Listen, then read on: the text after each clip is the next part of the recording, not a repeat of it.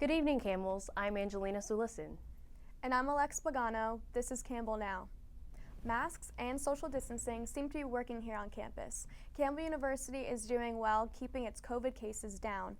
As of February 9th this week, the campus has a total of 19 positive cases. 11 of these cases include on-campus students, while 8 are off-campus residents. Visit the Campbell Health website for more information regarding campus COVID cases. A new report from the CDC says that double masking can block more than 90% of viral particles. The report specifies that wearing surgical masks underneath a cloth mask can provide an extremely high level of protection.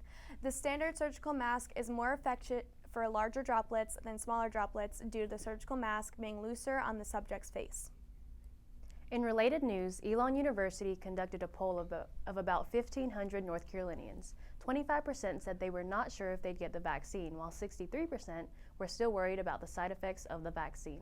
About half of the people said that they would get the vaccine once they became eligible, which is an increase from about 33% in October and 40% in December. Governor Cooper is encouraging public school districts in North Carolina to resume in-person classes.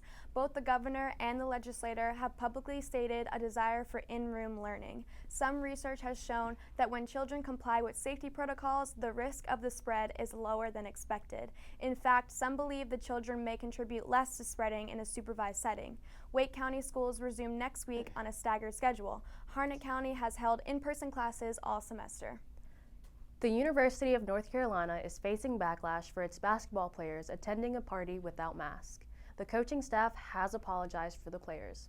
Colleges across the nation are continuing with a mixture of in-person classes and online classes. With cases still on the rise, school officials have urged students to refrain from attending parties. That includes here at Campbell. Last month was a record for deaths due to coronavirus in North Carolina. The Biden administration is encouraging drug companies to increase COVID-19 production. The government is using the Defense Production Act to help focus on manufacturing more vaccines. This law gives government power over the direction of what is produced. Biden will be able to make businesses prioritize and accept government contracts. The president will also be able to implement economic incentives. Americans are restless as the second impeachment of Donald Trump proceeds. Tuesday night, the United States Senate voted and decided that the impeachment trial for former President Donald Trump is constitutional. The former president is charged with inciting the deadly domestic terrorism attack on the Capitol last month. The result of the vote was 56 to 44, meaning that 6 Republicans voted with all 50 Democratic senators.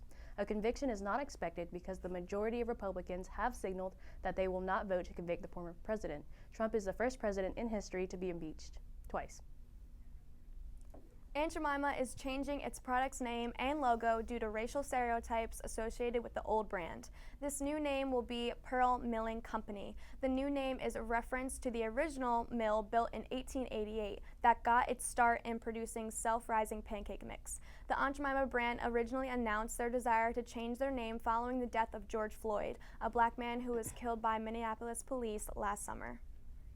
Morgan Wallin, winner of the 2020 Country Music Awards New Artist of the Year, has been suspended by his record label Big Loud and has been dropped by several radio stations. The suspension came after a video surfaced of showing him drunkenly using a racial slur.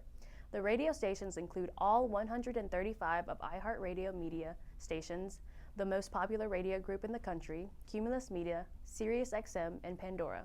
Country Music Television also announced that they were removing Wallin's appearances from all of their platforms. However, it isn't the first brush that Morgan Wallin has had with bad publicity. Last October, Saturday Night Live uninvited Wallin after videos were brought to the media's attention of him breaking several COVID safety protocols.